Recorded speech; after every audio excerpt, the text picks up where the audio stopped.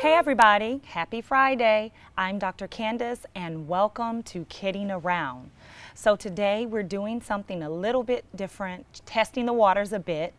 The talk today, you have two options to listen to. So you can listen to the talk on the usual way through the podcast on SoundCloud, or you can see the video version that we're taping on my YouTube channel. And I'm so excited because we're also putting together my website to bring you even more kid health information. So soon you can go to CandiceMD.com. There you'll see my videos, you'll see the podcast, any blogging that I'm doing, all just for you in one place. So I'm so excited about that. Now, let's see if you can figure out what we're talking about today. So Will Smith recently portrayed Dr. Bennett Omalu, a pathologist who sounded the alarm on our topic and the long-term damaging effects of it on the brain. And the NFL and the NCAA over the past few years have made major rules changes as to how players can engage each other in contact to prevent or limit this from happening. And now, lately, the concern has reached maybe where it all begins to our youth sports programs. So I know you already figured it out. We're talking sports concussion. And to help me do this is Dr. Elizabeth Davis. She is a pediatric sports medicine physician with level 1 orthopedics of Orlando Health here in Orlando, Florida. Hi, Dr. Davis. Hi. Welcome. Thank you for having me. Thank you so much for coming to kid around with me today. Absolutely. How are you? I'm good, thanks. Good, good. So we're going to jump right in. Absolutely. Tell our listeners, what is concussion? So a concussion is really pretty simple, to be honest. It's a traumatic injury to the brain. And a concussion can be sustained in a matter of ways. It doesn't necessarily have to be from a sports injury. It can be from another trauma, such as falling and hitting your head on the ground, or even being in a car accident. Most of the concussions that I take care of are kids who have gotten injured playing sports. Okay. How common is that? It's actually pretty common, and it's becoming more common as more children play sports, and also as kids start playing sports at a younger age. You have a lot more exposure time to potentially having a concussion when you start playing sports such as football, soccer, etc., at a very young age. And does it always have to be a direct hit or direct injury? How does that work? Absolutely not, actually, and that's what is confusing for most parents and even for some medical providers as well. You can actually sustain a concussion without actually hitting your head. You can get it from a whiplash type injury, so if you get hit hard enough in the chest and your head kind of snaps back on you, you can get that rattling of the brain inside the skull, which can cause that trauma to the brain. And you can also get it from hitting your head on a piece of equipment. Not necessarily the ground, but running into something and hitting your head. Okay, so everybody should understand. And all the time, you don't always have to have like loss of conscience or something like that. Exactly. You can absolutely sustain a concussion without losing consciousness. Again, that's another common misconception. Oh, my kid didn't lose consciousness, so he doesn't have a concussion. Right. So it can be sneaky. Absolutely. Absolutely. So I read recently that there are over 300 million youth football players in the U.S. each year, and that 1 in 30 players between the ages of 5 and 14 will experience at least one concussion per season.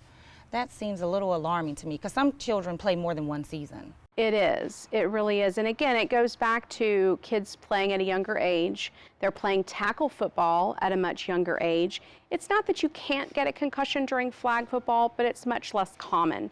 And obviously, kids are playing for a longer amount of years. So yes, their risk of exposure to concussion is actually greater now. There you go, guys. So I want you to take us, help parents, coaches, players, even athletes, to walk through a scenario. So say, for instance, we have football, we talked about that with tackling. Hockey, there's checking. Soccer, there's heading. Right. And those are the top 3 that we worry about concussion. But there's also boxing, cheerleader, falling off the top of the pyramid, as we said, any contact sport. But take us through a scenario. Something looks funny there. Something just happened. Something's not right. how do we recognize those signs and symptoms, and then what should be the immediate management steps that should be taken by everyone who sort of has that, something's not right? Right. Well, that's the biggest thing, what you just said. If a parent, a coach, an athlete has that gut feeling that I just don't feel right, like I just got my bell rung, I just feel kind of dazed, I have a headache, I'm dizzy. For parents and coaches, if you see your child or your athlete out on the field and they're kind of shaking their head like they're kind of trying to shake it off, or if they just have that dazed look, if you go up to them and say, hey, are you okay? And they just kind of look dazed and kind of out of it, then absolutely, that is a concussion until proven otherwise. If a child comes to you and says, my head hurts, I feel dizzy, I don't feel good, I just saw stars when I got hit, that is a concussion until proven otherwise, and that child needs to absolutely be removed from that game and needs to be evaluated by a medical professional who is trained in dealing with concussions before that child returns to play that sport. She just said all the steps, guys. So recognize, number 2, remove from play, be seen by a medical professional, and then followed and never return to play until symptoms have resolved. And you take, that's a process, and those are steps, and they have to be taken. Because, you know, I get players that come in, you know, after something happened, they've already gone to the emergency room, they're following up with me, and they still have a little headache, they're still taking some ibuprofen, and I'm like, you still have symptoms. And the parents are mad, they're the star player, they want to go back now, I feel fine, but they don't want to understand that this is your life, this is your brain, it's better to be safe first, and we have to wait this out. Your body will let us know when it's time to go back and play. And that is one other thing that I would mention is really important for our athletes, to be honest with us. So if you're coming to see Dr. Candice or you're coming to see me in the concussion clinic, you have to tell me if you're still having symptoms. I rely on what you tell me. I can't tell if you're still having a headache or if you're still feeling dizzy. You have to tell me those symptoms. And if you go back before you're ready from a concussion, you can really have some bad, serious outcomes if you get another concussion kind of back to back. So what's the normal healing process or healing time for a concussion or the symptoms to resolve? And what happens if that's prolonged? Right. So normally children will take anywhere from 1 week to 3 to 4 weeks after a concussion to get better. Again, that's a generalization. Some children it's 6 to 8 weeks. Younger children can take a longer amount of time, and some kids can take 6, 8, 9, 12 months to get better. That's where we obviously list them in that post-concussive syndrome phase, and sometimes those children need to be managed with medications and with some other interventions to help them sort of recover from their concussion. Those kids may need to see a neurologist. Absolutely, absolutely. Now, this is something we hear in the press all the time, CTE, chronic traumatic encephalopathy. And from my understanding, it's repeated concussions. Can you explain that process? So CTE, or chronic traumatic encephalopathy, is a disease that has been found in the brains of older athletes, people that have sustained multiple concussions. A concussion in and of itself is probably not going to really have any long-term effects on most people. Where we get into problems is when you see multiple concussions back to back to back to back to back. The sequela from concussions are cumulative. So the sequela of concussions is what actually causes that chronic traumatic encephalopathy. So it's having concussion after concussion after concussion. Those symptoms and those sequela, or the manifestations long-term of the repeated concussions, is what causes that overall damage to the brain. So that's why it's so important, and that's why we make sure that kids really recover from their concussion before we send them back out to play their sport again.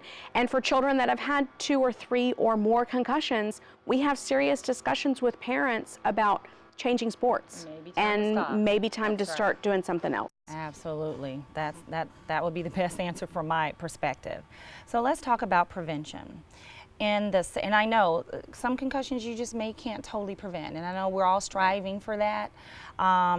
There's equipment, you know, all these things. So let's talk about different elements of prevention, starting with educating. So what would be the best way to have coaches, players, and parents to be knowledgeable about, you know, concussions, being educated? So the key is, you're exactly right. You can't prevent all concussions. But from my standpoint as a physician, I think it's very important, for example, children who are playing football. So what's really important for parents and coaches to understand, and even athletes, is that at a very young age, children 5, 6, 7 years old, they really can learn, for example, football. They can learn the rules, they can learn how to play the sport, they can learn all the things that they need to learn about football playing flag. They don't necessarily have to play tackle football.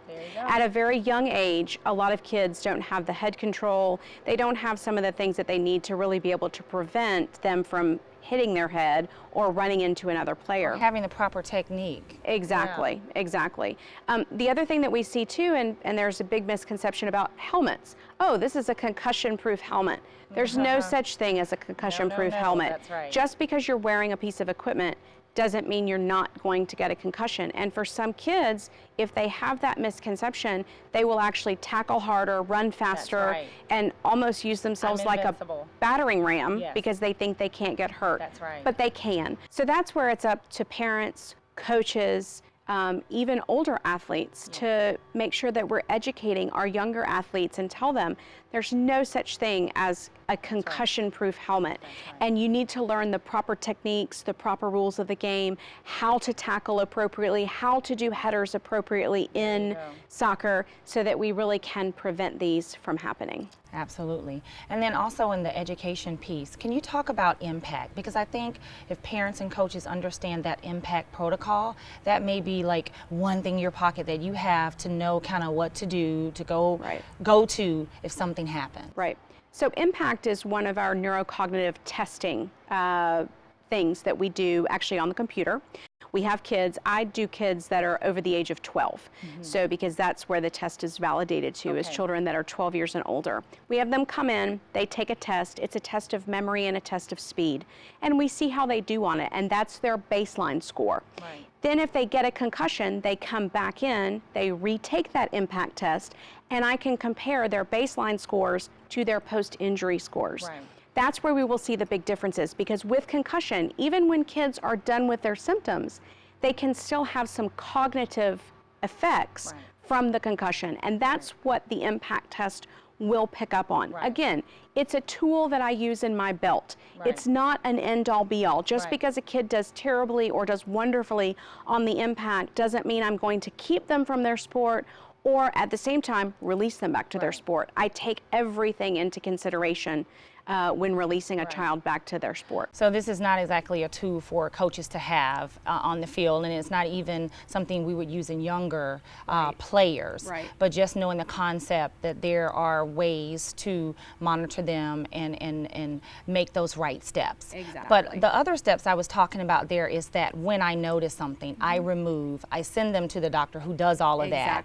Then I don't let them return without a doctor saying okay, and then I move them slowly into good conditioning before they go back to full playing. Those are those steps within impact for the coach and the parents that I was a little concerned about them learning. So another thing that I know in prevention is changing the culture, and you mentioned some of that already. I watched Friday Night Tykes. Have you seen that? No.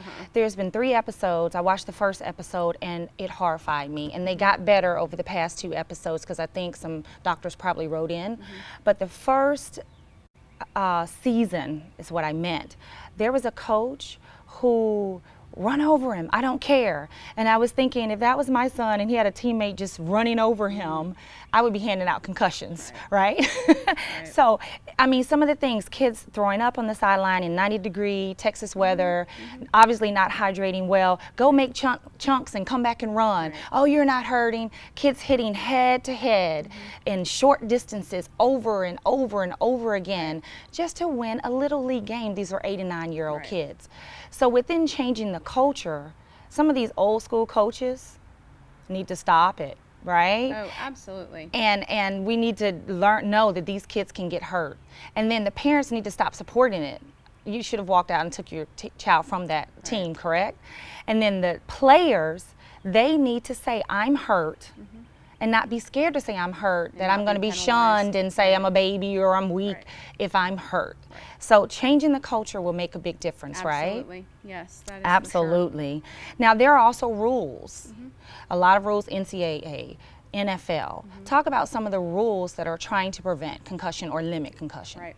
So we definitely have spotters, like I know in the NFL, and even we're talking about doing this in soccer, to have spotters up in the box. So if you see an injury happen and maybe those of us that are on the field, we may not see it. We may be focusing on something else and we don't see the hit that happens after the play or between two other players. We were watching the ball. So we're not always going to see that. And sometimes, again, those athletes won't always be honest with us. So sometimes we have to rely on other people who are watching other portions of the game or can go back and see replays and see what happened. And then they can say, hey, you need to check this player out. He may have a concussion. That's when we can pull that player and say, okay, you know, and we're going to run through our sort of our sideline questions that we do with them to see if we suspect a concussion in them. And what about limiting contact, like days of hitting practice, amount of time for hitting, carved out time that limits that direct, heavy contact? So there's not really been any research that's been done in that thus far, but I know that one of the newest things in concussion management is now they're starting to use these electrodes that they put in the helmets of these players. And for even players who don't actually take a direct hit to the head, the hits that they sustain just to the chest or just in blocking, like in football, can actually generate enough of a force to potentially cause a concussion. So that is something that is in the works, and we are doing some active research on it, but at this time there's nothing really out there set in stone that says you shouldn't play 5 days a week, you know, 52 weeks a year. It's really sort of a feel. How are you feeling today? You're feeling okay? It's probably okay for you to go play. If you're not feeling so hot, maybe you take a day or two off in between your practices. And for parents to say that and for coaches to support that. Now, I know they're not doing that in pediatrics, and that's where we're concerned about. We're concerned about everybody, but we're concerned about the pediatric population of athletes. Maybe that's something they need to look at the NFL and look at the NCAA, those rules changes, and say, hey, we may need to limit the kids to a little bit or cut it back. Also, what's been happening or helping with some of the changes, I also understand, is state reporting, like requiring reporting of concussions and things like that. So is Florida, are we with it on that, or? Again, I'm not sure that they're really reporting everything, but any concussion that is diagnosed by an athletic trainer or a coach or any suspected concussion is absolutely 100% to be, it is Florida law. They are to be removed from the game, and before they are allowed to return to play, they have to be evaluated by a medical professional.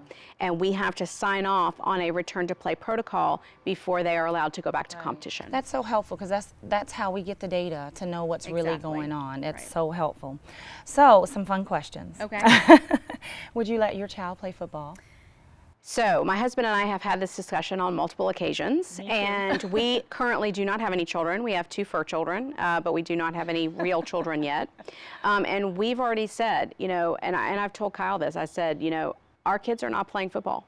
I say jokingly, I say our children are going to play the country club sports. There you go. They're going to play golf, they're going to play tennis, and they're going to swim, and that's all they're going to do. Because I, of course, so you're not crazy about the contact. I'm not. I'm not, and I, of course, I have a bias because I see these kids. I see kids who get concussions. I see the ramifications and the bad outcomes from these concussions, and I just don't want to take that risk with my own child, because at the end of the day, what's going to get my kid their future is their brain. They need their brain. And if you don't have a brain to be able, or a brain that functions appropriately to be able to get you through your life, you're going to be in trouble. It's going to be hard. So my husband and I have had that discussion too, and my son Miles is 7, and you know, he's a stocky guy. He's just built like an athlete, because he's built like my dad, and we're all athletic. And so everywhere we go, people are going, is he playing football? We're with this league, give me a card, come put him in my league. I'm like, no, he's not playing football. We're not into football. Now, I have let him do soccer, but you know, he's not heading, or I know it can still happen, but I'm iffy on that one too. So for those parents who are just gung-ho, they're going to play football, at least, is there a range where you think it may be a little safer, or at least cutting down on exposure? How long should you wait? Absolutely. until you start? So I will tell all of my parents who really want their kids to play football, or if the kid really wants to play football, I'll tell them, okay, that's fine. You can play. But when they start in those peewee leagues, 5, 6, 7, 8 years old, they need to be playing flag football. Yes. I really don't think any child under the age of 13, 14, so 7th, 8th grade, really doesn't need to be playing tackle football. Okay. They just don't. And again, overall, over time, that reduces their risk and their exposure to sustaining a concussion. So if you start your child at tackle football at 14, rather than starting them at 6, you've just now lessened their risk of concussion by about 8 years. 8 years, there you go. So it to me, and again, it gives them more time for that brain to develop so that they don't have those bad outcomes from sustaining a concussion. Okay, guys, 13, 14, wait. They're not going to be any less of an NFL player. Exactly. If they start at 13, 14 versus if they start at 5 or 6. Because I think a lot of us think we're training these professional athletes. You don't have to start early. Last question. Can you help our parents, our listeners, our athletes, our coaches, mainly the parents, pick 5 steps or so of how to pick a good coach, a good team? Right. Even if it's football, whatever it is. So the number one rule that I have is let your child play a sport that they want to play. Okay. If they want to play soccer, if they want to play football, if they want to do those kind of things and you're okay with it, let them play that sport. Let them do something that they're going to have fun. That's the number one rule. Number 2, whatever they do, they need to be having fun. Yes. So it shouldn't be one of those very high pressure, like we have to go, we have to do this every day. Start out 2 or 3 days a week, let them play, have a couple of practices, have a game, make sure they're having fun, make sure it's a very low pressure environment. Yes. From a coaching standpoint, the coaches should be rallying that team together, should be teaching leadership skills, should be teaching the rules of the game, should be teaching how to be a good sport, how to be a good loser when they lose. Also, how to be a good winner when they win, and how to be appreciative of that, but also to embrace the other team. I love it. And then the other thing is, too, even for parents, again, same thing with parents, need to be teaching their kids life skills. That's right. Don't get so caught up in you have to win, you can't lose. It's not about that. It's about having fun. It's about learning the rules of the game. It's about learning how to be a team player. And for the older kids, it's about learning to be a leader for those younger children on the team. That's right. That's right. Teamwork, all those good things. Absolutely. What coach would worry you? Tell us one thing that you would stay away from. What do you need to screen before you sign up? Right. So the coaches that really bother me are the ones that are really pressuring their athletes and their kids. Or even their parents. Right. Your kid has to be here. I don't care if he's hurt. I want him playing in this game. Right. We won't win if he doesn't play. Yes. To me, too much. They're over the top.